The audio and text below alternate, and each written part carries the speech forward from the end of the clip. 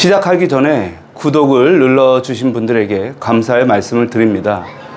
곧 광고 없이 교과를 볼 수 있도록 희망합니다. 구독을 부탁드립니다. 안녕하세요. 재림성도 여러분 반갑습니다. 고북나눔교회 박석호 목사입니다.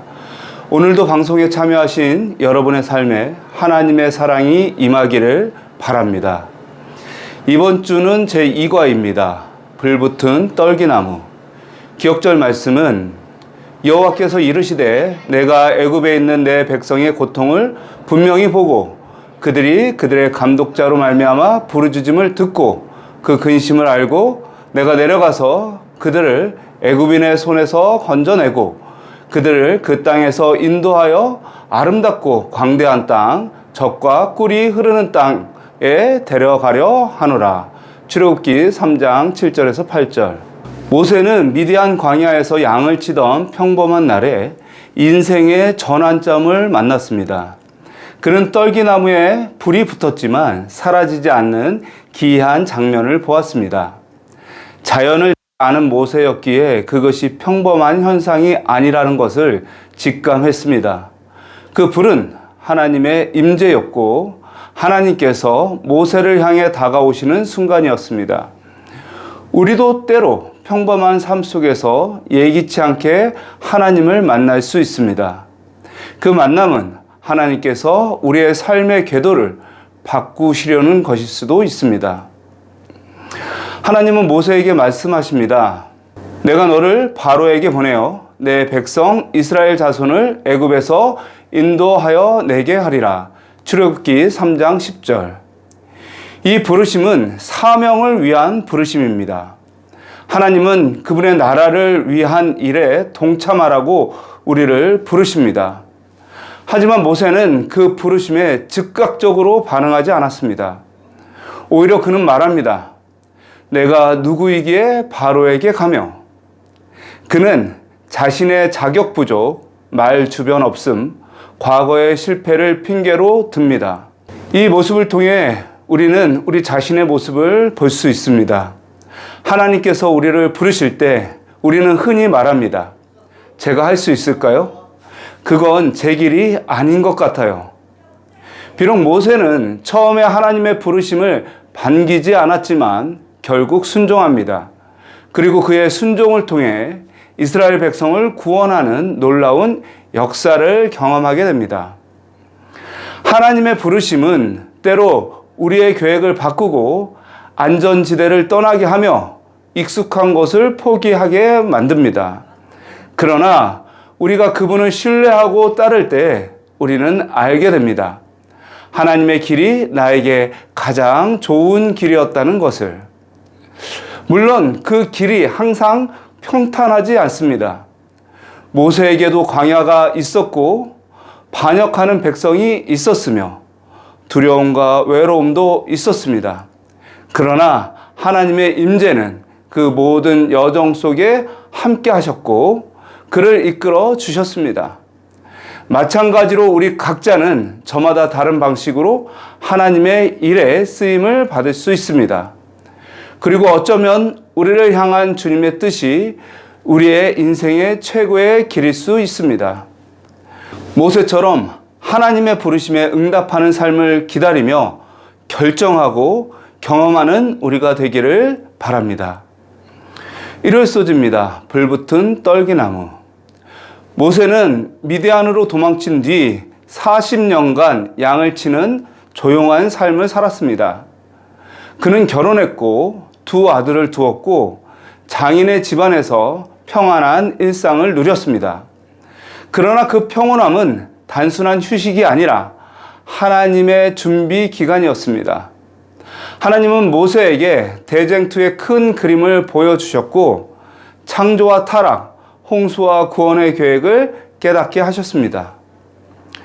세월이 흘러감에 따라 모세는 양떼를 몰고 이 한적한 곳으로 이리저리 다니면서 압박받는 그의 백성들의 형편에 대해 깊이 생각하고 그의 조상들을 인도하신 하나님의 손길과 선민의 유업에 대한 약속들을 하나하나 헤아려 보면서 밤낮으로 이스라엘 백성을 위하여 기도드렸다.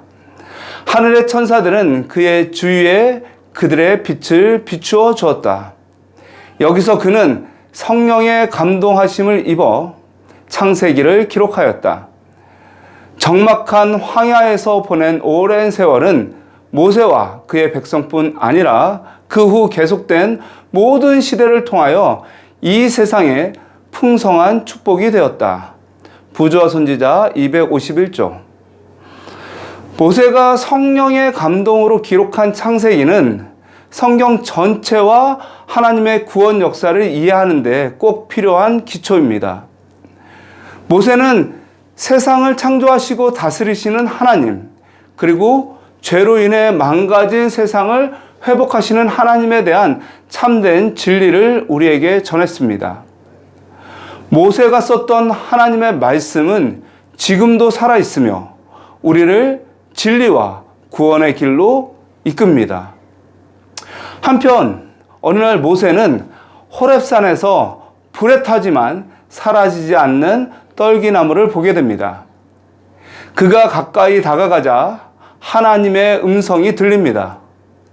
또 이르시되 나는 내 조상의 하나님이니 아브라함의 하나님, 이삭의 하나님, 야곱의 하나님이라.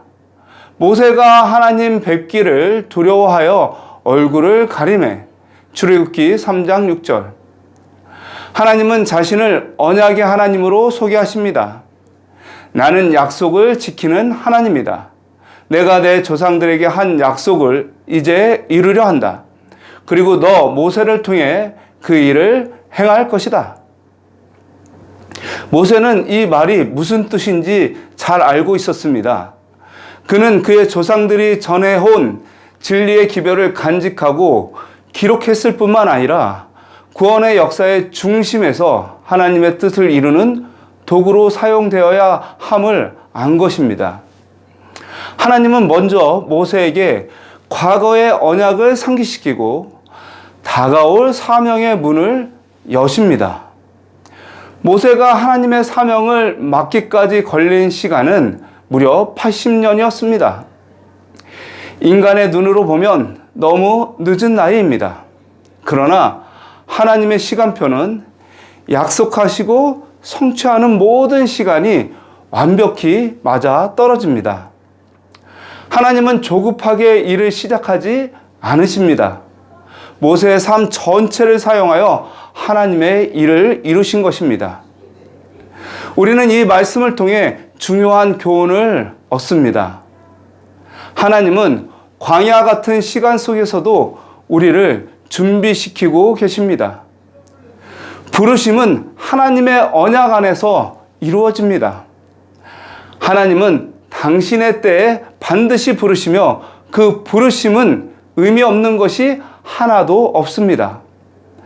하나님의 타이밍은 결코 늦지 않습니다. 그리고 그 부르심은 여러분의 지난 삶을 헛되게 하지 않습니다. 그러므로 우리는 우리의 과거와 현재와 미래에 언제나 동행하시고 인도하시는 주님을 바라봐야 할 것입니다. 월요일 소지 여호와의 사자. 출애굽기 3장 2절입니다. 여호와의 사자가 떨기나무 가운데로부터 나오는 불꽃 안에서 그에게 나타나시니라. 그가 보니 떨기나무에 불이 붙었으나 그 떨기나무가 사라지지 아니하는지라. 출애굽기 3장 2절은 여호와의 사자가 떨기나무 가운데서 모세에게 나타났다고 기록합니다. 히브리어 말라크는 사자 또는 보내심 받은 자를 뜻합니다. 하지만 이 본문에서는 천사가 아니라 하나님 자신, 더 정확히 말하면 성육신 이전에 예수 그리스도가 나타나신 것으로 봅니다. 왜냐하면 출애굽기 3장 4절에서 하나님이 그를 부르셨다고 말하므로 여호와의 사자가 하나님이라고 말하고 있기 때문입니다. 또한 하나님은 출애굽기 3장 14절에서 자신의 이름을 나는 스스로 있는 자라고 밝히십니다. 이는 요한복음 5장 58절에서 예수님께서 자신을 아브라함이 나기 전부터 내가 있느니라고 하신 것과 연결됩니다. 이어서 출애굽기 3장 7절입니다. 여호와께서 이르시되 내가 애굽에 있는 내 백성의 고통을 분명히 보고 그들이 그들의 감독자로 말미암아 부르짖음을 듣고 그 근심을 알고. 이 말씀에서 하나님은 이스라엘 백성의 고통을 언급하십니다. 그들의 탄식, 그들의 부르짖음, 그들의 억압을 들으셨고 기억하셨습니다. 여기서 주목할 표현은 내 백성입니다.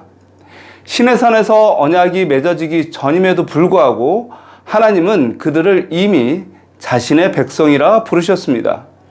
그것은 하나님의 일방적인 사랑과 은혜입니다. 하나님은 우리가 완전해졌을 때가 아니라 연약하고 고통 가운데 있을 때 우리를 내 백성이라 부르십니다. 이어지는 성경절에서 하나님은 모세에게 말씀하십니다. 출애굽기 3장 10절입니다.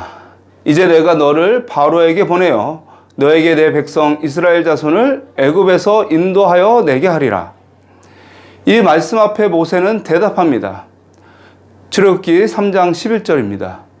모세가 하나님께 아뢰되 내가 누구이기에 바로에게 가며 이스라엘 자손을 애굽에서 인도하여 내리이까?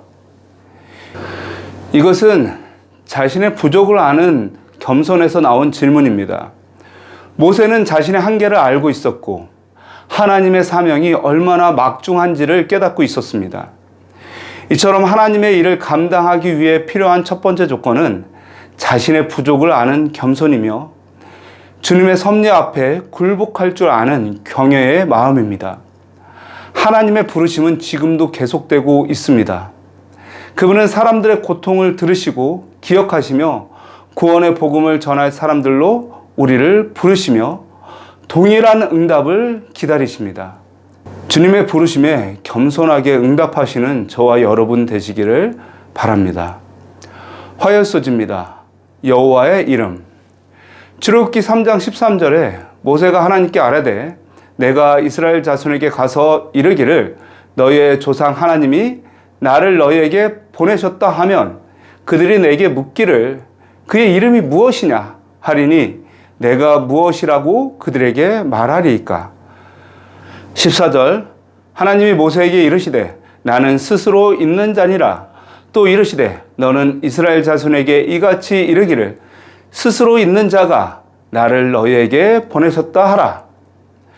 하나님의 부르심을 받은 모세는 단지 하나님을 아는 것에 그치지 않고 하나님의 이름 곧 그분의 정체성과 성품을 알고 싶어 했습니다.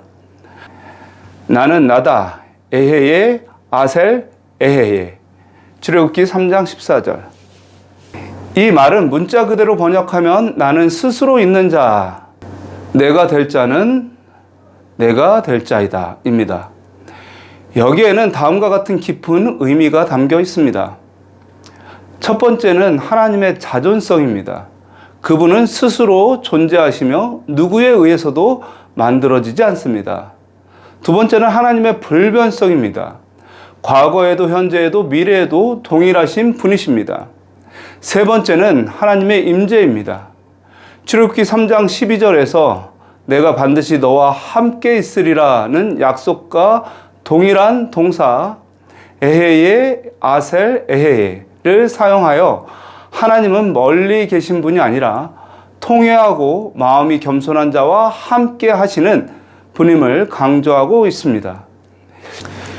이 이름은 단순한 호칭이 아니라 하나님과의 관계 속에서만 깨달아지는 깊은 인격적 계시입니다. 그리고 이어서 이렇게 말씀하십니다. 출애굽기 3장 15절입니다. 하나님이 또 모세에게 이르시되 너는 이스라엘 자손에게 이같이 이르기를 너희 조상 하나님 여호와 곧 아브라함의 하나님, 이삭의 하나님, 야곱의 하나님께서 나를 너희에게 보내셨다 하라. 이는 나의 영원한 이름이요 대대에 기억할 나의 칭언이라. 여기에서 하나님의 이름인 야훼는 하나님께서 당신의 백성과 맺으신 인격적이고 언약적인 관계를 나타내는 이름입니다. 비록 하나님의 백성들이 야훼라는 이름을 오래전부터 알고 있었을지라도 그 깊은 의미까지는 깨닫지 못했습니다. 모세 역시 이 이름을 알았지만 다른 사람들과 마찬가지로 그 이름 안에 담긴 하나님의 성품과 언약의 본질은 이해하지 못했던 것입니다. 더 자세한 이해를 위해서 출애굽기 6장 3절을 보시면 내가 아브라함과 이삭과 야곱에게 전능한 하나님으로 나타났으나 나의 이름을 여호와로는 그들이 알리지 아니하였고, 이 말씀은 족장들이 야훼라는 이름을 전혀 몰랐다는 것이 아니라 그 이름 속에 담긴 언약의 성취와 역사 속에 개입하시는 하나님의 임재를 아직 체험하지 못했다는 의미입니다. 이제 하나님은 자신을 단순히 전능한 창조자 엘로힘이 아니라 야훼, 곧 인격적인 관계를 맺고 언약을 이루시며 백성의 고통 속에 개입하시는 하나님으로 계시하신 것입니다. 하나님의 이름은 지식으로 아는 것에서 멈추지 않습니다. 그 이름은 삶으로 경험해야 할 계시입니다.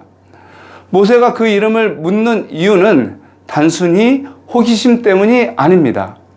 하나님의 이름이 백성에게 어떤 의미로 다가가야 할지를 알기 위해서입니다. 내가 그들에게 말할 때 그들이 물을 것입니다. 그의 이름이 무엇이냐? 내가 무엇이라고 말해야 합니까? 마찬가지로 우리가 야훼 하나님의 이름을 부른다는 것은 그분의 인격, 그분의 사랑, 그분의 임재, 그분의 구속의 능력을 신뢰하는 것입니다.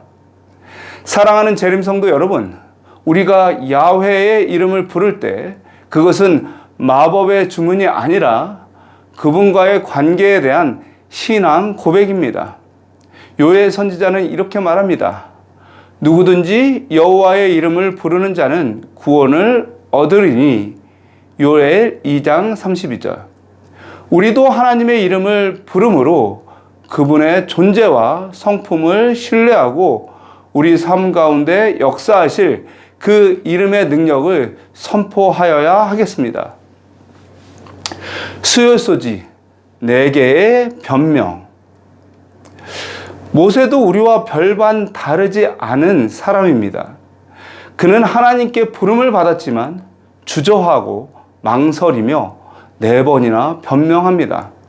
첫 번째 변명은 내가 누구이기에입니다. 모세는 자신을 무가치하고 자격 없는 존재로 여겼습니다. 그러나 하나님께서는 내가 반드시 너와 함께 있으리라고 약속하셨습니다. 사명의 성공은 나의 능력이나 자격에 달린 것이 아니라 하나님께서 함께 하시는가에 달려 있습니다. 모세의 두 번째 변명은 당신의 이름이 무엇입니까? 였습니다. 그는 하나님을 알지 못하는 백성 앞에 서는 것을 두려워했습니다. 이에 하나님께서는 자신을 나는 스스로 있는 자, 곧 야훼, 언약을 성취하시는 하나님으로 계시하셨습니다. 하나님의 이름은 언약을 이루시는 신실함을 나타냅니다. 그리고 그 이름은 두려움 가운데 선 자에게 담대함과 확신을 주는 것입니다. 세 번째 변명은 그들이 나를 믿지 아니하며 내 말을 듣지 아니하고입니다. 모세는 애굽으로 돌아가고 싶지 않았습니다. 과거 히브리인들을 도와주려다가 거절당한 기억이 그를 주저하게 했습니다. 그는 실패했고 사람들은 그를 받아들이지 않았습니다. 그래서 하나님의 부르심 앞에 또 한 번 물러서려 했습니다. 하지만 하나님은 그에게 3가지 표적을 약속하십니다. 지팡이가 뱀이 되고 다시 지팡이로 변하며 손이 나병에 걸렸다가 회복되고, 이것까지 믿지 못하면 물이 피로 바뀌는 기적을 보여주겠다고 약속하여 주셨습니다. 이 모든 것은 한 가지를 말합니다. 내가 너와 함께 있겠다. 하나님의 부르심에는 하나님의 능력과 임재가 따라옵니다. 우리의 과거, 우리의 실패보다 더 크신 하나님이 지금도 우리를 부르시고 그 사명에 능력을 더하십니다. 네 번째 변명입니다. 오 주여, 나는 본래 말을 잘하지 못하는 자니이다 입니다. 모세는 자신의 언변 부족을 탓합니다. 하나님은 이렇게 말씀하십니다. 누가 사람의 입을 지었느냐? 누가 말 못하는 자나 못 듣는 자나 눈 밝은 자나 맹인이 되게 하였느냐? 나 여호와가 아니냐? 그리고 약속하십니다. 내가 내 입과 함께 있어서 할 말을 가르치리라. 하나님은 우리의 연약함을 탓하지 않으십니다. 오히려 그 연약함 속에 함께 하시겠다고 약속하여 주십니다. 다섯 번째 항변은 오 주여, 보낼 만한 자를 보내소서입니다. 여러 차례의 변명 끝에 모세는 결국 속마음을 드러냅니다. 가고 싶지 않습니다. 이 말은 모든 변명의 핵심이었습니다. 하나님께서는 모세의 완고함에 분노하시지만 동시에 도우실 방편을 예비하십니다. 그의 형 아론을 보내어 함께 말하게 하시고 모세의 입과 아론의 입에 함께 하시겠다고 하십니다. 하나님의 부르심에는 반드시 실제적인 해결책을 포함합니다. 하나님은 모세의 부족함을 다 알고 계셨습니다. 그러나 하나님은 포기하지 않으십니다. 모세는 실패를 기억했지만 하나님은 미래를 보셨고 모세는 말이 느리다 했지만 하나님은 함께 말씀하셨고 모세는 백성이 자신을 믿지 않을까 두려워했지만 하나님은 표적과 능력으로 확증하셨습니다. 오늘도 하나님은 우리의 주저함과 변명을 들으십니다. 그러나 그분은 우리보다 우리를 더 잘 아시며 우리 안에 있는 가능성과 겸손한 믿음을 보시고 인내로 우리를 부르시고 끝까지 동행하십니다. 혹시 우리도 이렇게 말하고 있지는 않습니까? 저는 그럴 자격이 없습니다. 저는 능력이 부족합니다. 다른 사람이 더 잘할 수 있습니다. 주님, 제발 다른 사람을 보내소서. 그러나 하나님은 오늘도 우리에게 말씀하십니다. 내가 반드시 너와 함께 있으리라. 내가 내 입과 함께 있어서 할 말을 가르치리라. 내가 너를 도우리라. 하나님의 부르심은 내가 준비되었기 때문에 오는 것이 아니라 그분이 나를 준비시키기 때문에 오는 것입니다.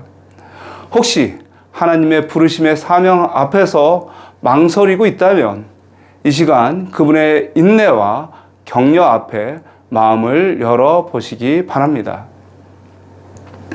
목요소지 할례.